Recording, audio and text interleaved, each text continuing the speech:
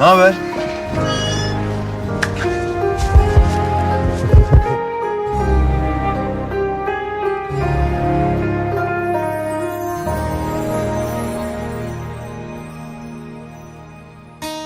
Uyu aşkım koynumda, kaygısız mışıl mışıl.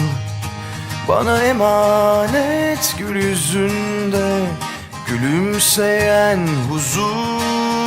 Hani gitmiştik ya ikimiz birden, ama bitmiştik harbiden. Yine bastırırsa kapkara bulutlar aniden. Ne olur bu evden kimse gitmesin. Bu hikayede hiç kimse kimseyi terk etmesin. Mutlu son olmasın, mutlu sonsuz olsun. Dualarım örtsün bizi, hasret üşütmesin.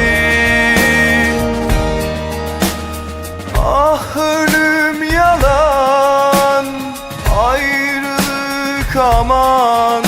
Eğer incitirse bedelini ödesin bu adam.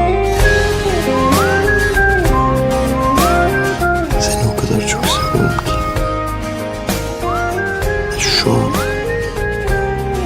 şu an ölsem dünyanın en mutlu adamı olarak ölürüm.